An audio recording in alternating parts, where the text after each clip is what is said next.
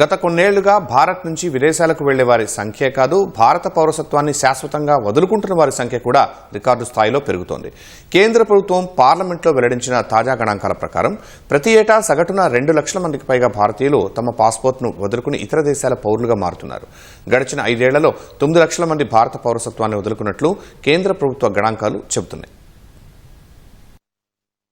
దేశంపై మమకారం ఉన్నా మారుతున్న కాలంలో మెరుగైన అవకాశాల కోసం లక్షలాది మంది భారతీయులు తమ పౌరసత్వాన్ని వదులుకుంటున్నారు. పార్లమెంటు శీతాకాల సమావేశాల్లో విదేశీ వ్యవహారాల మంత్రిత్వ శాఖ వెల్లడించిన వివరాల ప్రకారం 2011 నుంచి 2024 మధ్య కాలంలో ఏకంగా 20 లక్షల మందికి పైగా భారతీయులు తమ పౌరసత్వాన్ని వదులుకున్నారు. ఇందులో సగం మంది కేవలం గత 5 ఏళ్లలోనే నిష్క్రమించడం గమనార్హం.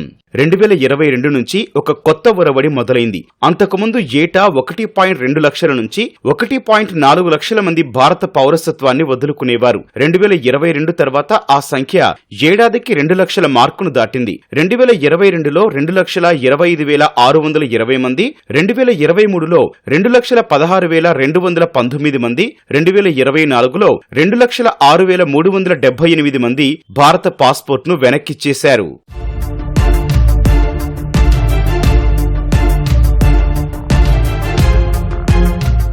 భారత్లో ద్వంద్వ పౌరసత్వ సదుపాయం లేకపోవడం దీనికి ప్రధాన కారణం. భారత చట్టాల ప్రకారం ఒక వ్యక్తి మరో దేశ పౌరసత్వం తీసుకోగానే భారత పౌరసత్వం ఆటోమేటిక్ గా రద్దవుతుంది.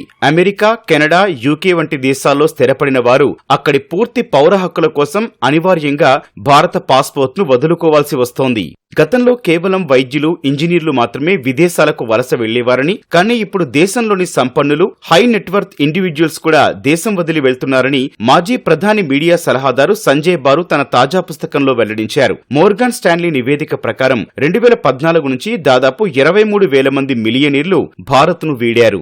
పౌరసత్వాన్ని వదులుకోవడం అనేది పూర్తిగా వ్యక్తిగత నిర్ణయమని కేంద్ర ప్రభుత్వం తెలిపింది. గ్లోబల్ నాలెడ్జ్ ఎకానమీలో భాగంగా భారతీయులు ప్రపంచవ్యాప్తంగా విస్తరించడాన్ని ప్రభుత్వం ఒక శక్తిగా భావిస్తోందని వెల్లడించింది. అయితే భారత్లో పన్నుల భారం, జీవన ప్రమాణాలు, మెరుగైన సౌకర్యాల కోసమే ఈ ఎగ్జోడస్ జరుగుతోందని నిపుణులు విశ్లేషిస్తున్నారు. భారత్ విశ్వగురువుగా ఎదుగుతోందని ఒకవైపు ప్రచారం జరుగుతున్నా క్షేత్రస్థాయిలో మేధావులు, సంపన్నులు దేశం విడిచి వెళ్లడం ఆందోళన కలిగించే విషయమేనని తెలిపారు. మెరుగైన భవిష్యత్తు కోసం మాతృభూమిని వేడటం వ్యక్తిగతంగా లాభదాయకమే కావచ్చు, కానీ దేశాభివృద్ధికి ఇది ఒక పెద్ద సవాలుగా మారుతోంది.